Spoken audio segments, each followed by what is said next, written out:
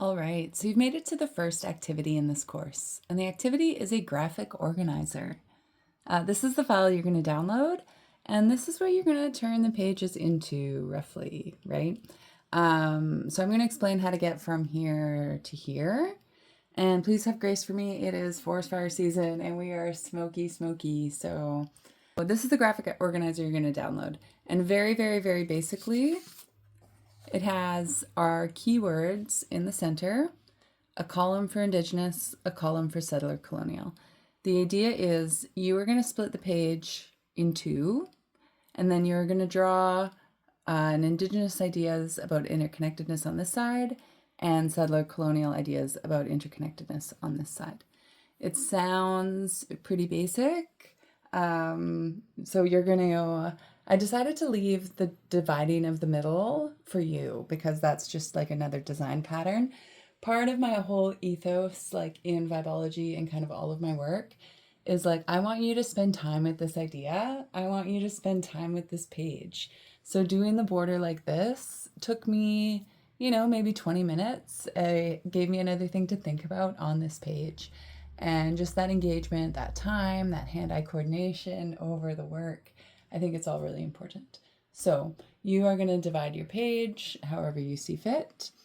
And then you're going to draw or write. You can collage if you want. You can do these online and you can be collaging or cutting, pasting, or like graphic designing in some way. You can paint.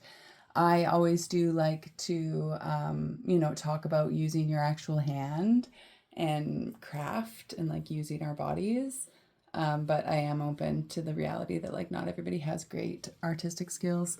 Like, girl, what is the purpose of this activity? Other than like humbling ourselves to show up with the skills that we have, even though we're not the world's best at something, there is more purposes to this activity.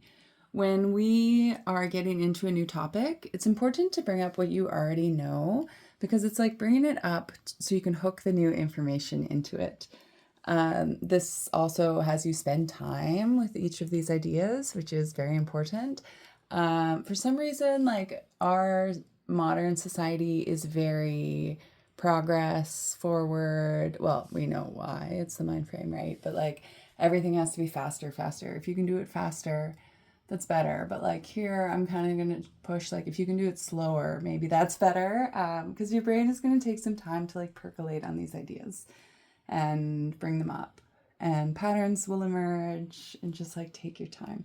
So synthesizing, bringing up the information and spending time with it. Now, ideally, this course is designed for people who already have knowledge of Indigenous history plus the impact of colonization. However, some of us may not have taken it very recently, or you just do need to, have something brewing to help you get your ideas going. I would prefer, and I write this here at the bottom, please don't go to AI and just ask for like, what's Indigenous community and have it tell you what to draw.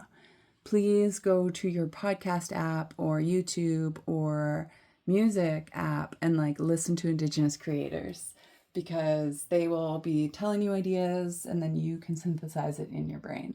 I want you to be working and like learning and thinking. I don't want you to like have the right answer. So, if I was working on this one, I would go to a Google search maybe of Indigenous community and see what comes up. I would maybe look at Indigenous community videos, listen to some people talk about community. That's if I didn't already have this knowledge, right? Or if I just wanted to, refresh. So that's how I would go through with doing this activity. You're getting this document, you're downloading it, you're printing it off, you're saying thank you to the librarian if that's where you went to get it done.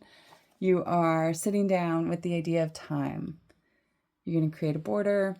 You're going to brew some words and ideas about Indigenous time and some about settler colonial time.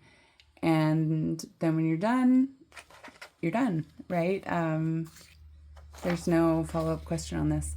I did think, should we have you constantly adding to these as you go through the course, or should it stand alone and there be a graphic organizer at the end of every section to like add on to what we've learned? And I do think that's going to be the second, it's going to be the second option. We're going to add on to what we've learned. because I think it stands as kind of a nice capsule of where you're at the start. But yeah, I think we can see like quite easily with the graphicness of it.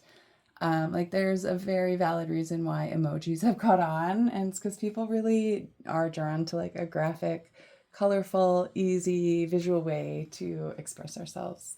And so even though, and that's another thing is like we're sort of decentering language. You can absolutely include language, phrases, make them bold, like down here, you know. But I think you can see the visual of each individual house versus like the row of everybody together with the river, with like there are some striking things in the fact of a visual. So that is your first activity. Please comment below if you have any questions. I find it really hard to teach kind of quote unquote nobody, right? I really like to teach one-on-one. So absolutely, if there's any questions, please leave a comment below and I'll get right back to you.